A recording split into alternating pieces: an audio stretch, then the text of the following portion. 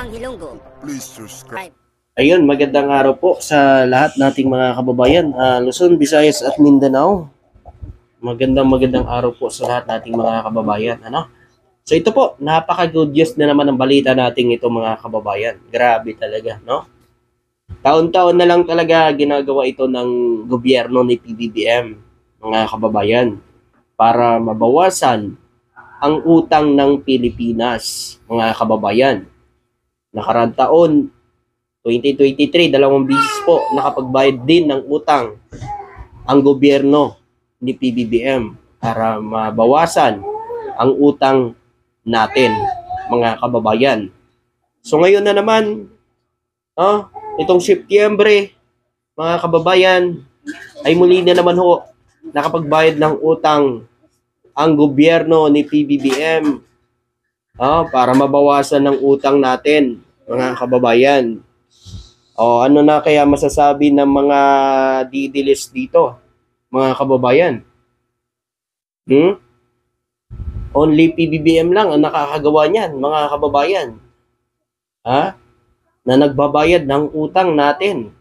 Biruin nyo, nakaraang taon, dalawang bises. Ngayon na naman po, nakapagbayad na naman muli si PBBM ng utang ng Pilipinas. Eto, babasahin ko lang mga kababayan Ayan. Kung ayaw maniwala, research nyo po yan. Ayan. Report po yan ng inquiry. Pwede nyo po yung bisitahin. Ngayon, kung ayaw nyo naman maniwala dyan, sila naglabas niyan. Ayan. Sila naglabas niyan, mga kababayan. Ibinabalita ko lang sa inyo. Bumaba ang serbisyo sa utang ng Pilipinas sa 93.6 billion noong Setyembre 2024. So nitong Setyembre 2024 mga kababayan ay 93.6 billion ang muling ibinayad ng gobyerno sa mga utang ng Pilipinas, mga kababayan. Fake news na naman, Yun nga sinasabi ko sa mga kababayan natin para hindi kayo ma-fake news, kayo mismo, research nyo mismo. Kasi alam nyo mga kababayan, kung dyan lang ho kayo maniniwala sa mga naninira kay PBBM, dyan lang ho kayo manunood, wala talaga. Mapi-fake news talaga kayo. Maluluko talaga kayo ng sinusuportahan nyo.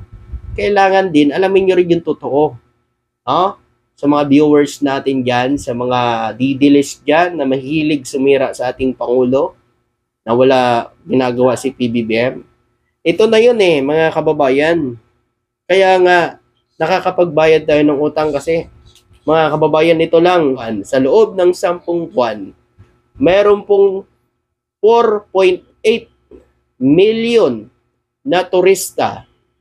Sa loob ng 10 buwan, mga kababayan, merong 4.8 million na mga turista ang pumasok dito sa bansa natin.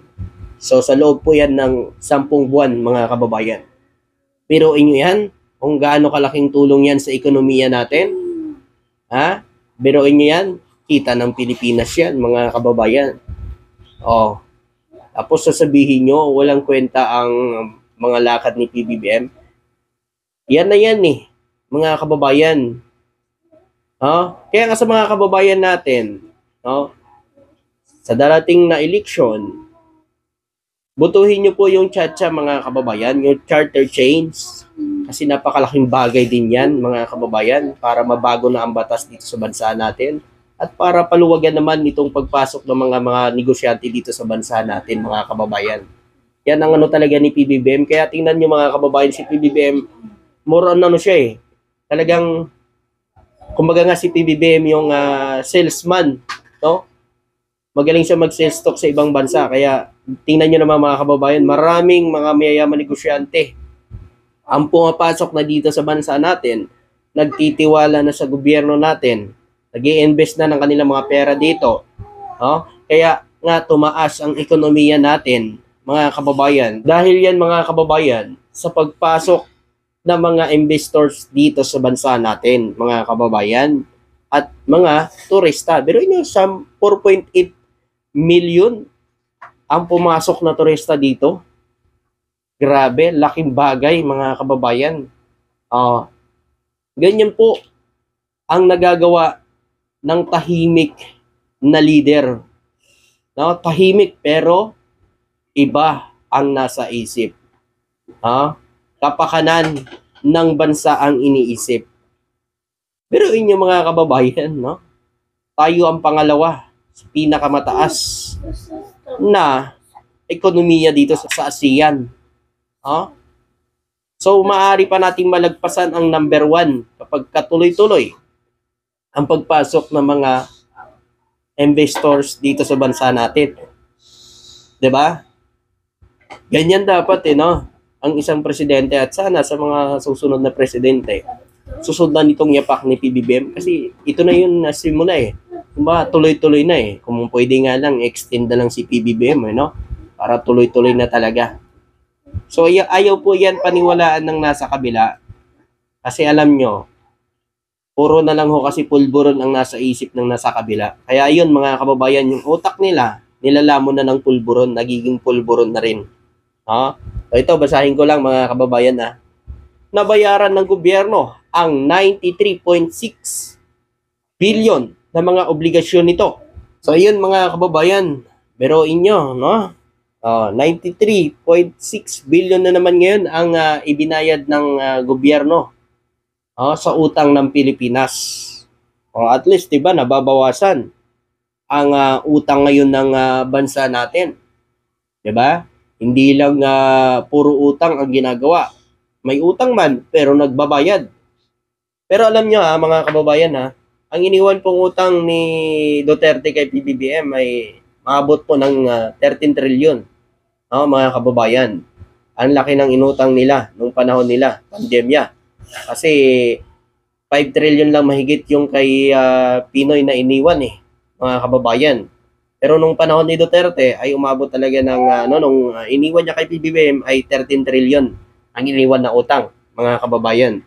So sa mga kababayan natin na sinasabi nila na yung puro na daw utang si PBBM, hindi yan totoo. Utang po yan ng past administrasyon. Si PBBM ang nagsasuffer sa mga utang ng past administrasyon. Siya ang nagbabayad ng inutang ng past administrasyon, mga kababayan. Siya sabi nila na si PBBM ang malaking utang. Hindi po totoo yan, mga kababayan. Tapos sabihin ng mga didilis, si PBBM ang pinakamalaking utang ngayon. Anuhin nyo yung 13 trillion na iniwan na utang ni Duterte kay PBBM. Mga didiles, balita na po yan sa mga media, hindi lang tayo Kahit sa mga media po, makikita po natin yan. I-research nyo rin para makita nyo kung magkano iniwang utang ni Pangulong Duterte nung panahon niya. Bago mag-EDSA, magkano iniwan niyang utang kay PBBM. Mga didiles, kung mahilig kayong manira dyan kay PBBM, di ba? So ito po mga kababayan, another balita po tayo. CIDG at BIR nakuhanan ng 2.4 billion peking sigarilyo sa Valenzuela. Ayan po mga kababayan mga peking sigarilyo, wala na hong lusot ngayon, no? Kasi may bagong batas po na pinirmahan si PBBM, yung mga smuggler na yan. Nako, yari na yan mga kababayan yan sa panahon ni PBBM. So ito po ngayon mga kababayan, pinapaigting pa ng batas ngayon ang mga pagbabantay sa mga smuggler na yan. Katulad ngayon mga kababayan, 2.4 billion na smuggler na sigarilyo ang samsam sa Valenzuela. Biruin mo yan mga kababayan, 2.4 billion. Ang laking pera, mga kababayan. So ayan makikita nyo po yan. Ayan, babasahin ko lang Nakumpiska ng Philippine National Police Criminal Investigation and Detection Group ang 2.4 billion na halaga ng mga peking sigarilyo at kagamitan sa pagpupuslit sa 2 araw na operasyon na isinagawa sa Valenzuela City sa San Rafael, Bulacan, sinabi ng isang opisyal. Nito lamang Huwebes, mga kababayan. So nung Huwebes ito mga kababayan, November 7. So ayan. So ibig sabihin nito mga kababayan, talagang pinapaigting na ni PBBM ang pagbabantay 'Di ba may bagong batas na pinirmahan si PBBM na para talagang higpitan lang. Ito kasi mga kababayan, no? Naaapektuhan na rin kasi tayo dito sa mga smuggler na mahilig magpuslit, no? Dito sa bansa natin ng mga paninda na hindi nagdadaan sa tamang proseso. Katulad na lang mga kababayan nakaraan, di ba? Meron ding karne na nakapuslit galing China, mga kababayan. Oh. Kaya nga sa mga kababayan natin, sa mga gagawa pa diyan, huwag niyo nang tangkain. Dahil ngayon kay PBBM hindi na kayo makakalusot, mga kababayan. Ah, kaya nagiging kawawa po ang ating mga magsasaka, no? Yung ating mga farmers dahil diyan sa mahilig, no? Magpuslit, oh, ng mga illegal, yung mga smuggler, yung mahilig magpuslit na hindi nagdadaan sa tamang proseso, hindi nagdadaan sa gobyerno. Kasi nga mga kababayan, nasa ano din yan eh, may mga contact din yan ng mga personalidad dito sa bansa natin. Oh, nasana ay masampulan na yan, nasana yung mga tao na yan masampulan para hindi natularan mga kababayan, oh, para hindi natularan pa ng ibang gustong magtatangkang pumasok na hindi nagdadaan sa gobyerno. Ah. So ayun pa dito mga kababayan, sa isang payag, sinabi ni CIDG Chief General Torre, sinabi ni General Nicholas Torre III ay nagsagawa ng mga raid noong Nobyembre 6 to 7 na humantong sa pagkakasamsam ng iba't ibang tatak na mga pinagbabawal na sigarilyo at isang malawak na hanay ng mga kagamitan sa paggawa ng sigarilyo. Tingnan nyo yan mga kababayan, ano? So, ayan na. So, dapat talaga yan mga kababayan, maano na yan kasi biruin nyo. Tayo din na maapektuhan, no? Mga kababayan, biruin nyo, titinda sila ng mga piking sigarilyo. Ang kanilang sigarilyo ba ay safe ba ito gamitin? Oh. Eh, paano na lang sa mga kababayan natin na gumagamit yan? Oh. Yung mga nakabili na yan. So, hindi natin alam kung safe tayo dyan. Kaya sana sa mga kababayan natin, kung hindi mga kilalang sigarilyo, huwag kayong bumili. Kasi hindi safe yan mga kababayan. Oh, lalo-lalo na kung walang ano ng DTI. Oh. So, yun po mga kababayan, hanggang dito na lang po. At maraming salamat po at magandang araw po sa inyo. Thank you.